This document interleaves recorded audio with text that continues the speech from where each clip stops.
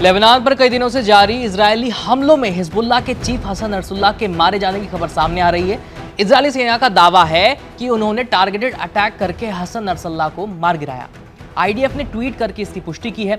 Israel ने Hezbollah के सरगना को मारने के लिए पूरे ऑपरेशन को कैसे अंजाम दिया, आज मैं इसी के बारे में बात करने वाला हूं। नमस्ते, मेरा नाम है आयुष और आप देख रहे हैं एबीपी लाइव वर्ल्ड, जहां हम करते हैं बात अंतर्राष्ट्रीय प्रसंगों से जुड़े मुद्दों पर।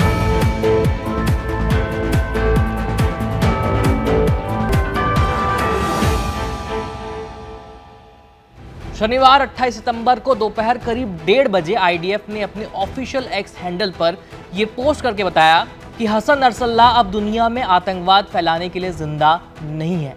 अब आपको ये बताते हैं कि इजरायल ने इस ऑपरेशन को आखिर अंजाम कैसे दिया। वॉशिंगटन पोस्ट की एक रिपोर्ट के मुताबिक इजरायली डिफेंस फोर्सेस ने उत्तरी पूर्वी लेबनान की बेका घाटी इलाके में शुक्रवार की रात एक टारगेटेड अटैक किया। आईडीएफ के पास इंटेलिजेंस इनपुट था कि हिजबुल्लाह की टॉप लीडरशिप यहां मौजूद है, जिसमें खुद हसन नसरुल्लाह भी शामिल है। इसी इनपुट के आधार पर इजरायली एयरफोर्स के फाइटर जेट्स ने सीधे हिजबुल्लाह के हेडक्वार्टर को निशाना बनाया।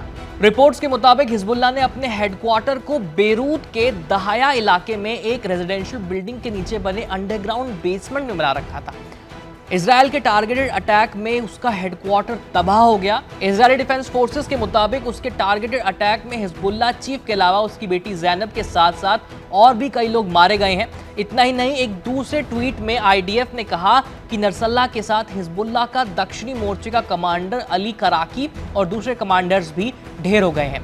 इजरायली दावों के मुताबिक जो कमांडर इस एयर स्ट्राइक में मारे गए, उनकी तस्वीर आपकी स्क्रीन पर इस समय मौजूद है। इजरायल को खुफिया सूत्रों से पता चला था कि नसरुल्लाह भी इस बैठक में मौजूद है, जिसके बाद इजरायली विमानों ने बेरूत के लिए उड़ान भरी।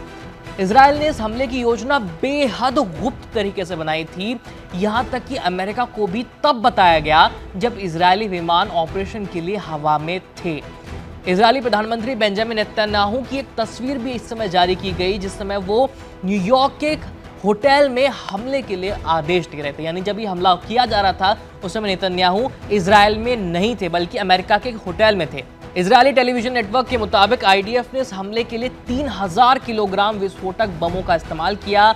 हमले के वक्त इजरायल के टारगेट जमीन के अंदर 50 फीट गहरे बंकर में मौजूद थे। रिपोर्ट्स में बताया गया कि हमले में 2000 किलोग्राम के लेजर और जीपीएस गाइडेड GBU-28 और 1000 किलोग्राम के ब्लू 109 बंकर बस्टर बमों का इस्तेमाल किया गया था।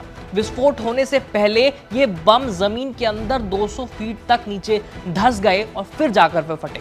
यही नहीं, ये हमला इतना ज्यादा भीषण था कि आसपास की 6 इमारतें भी तबाह हो गई।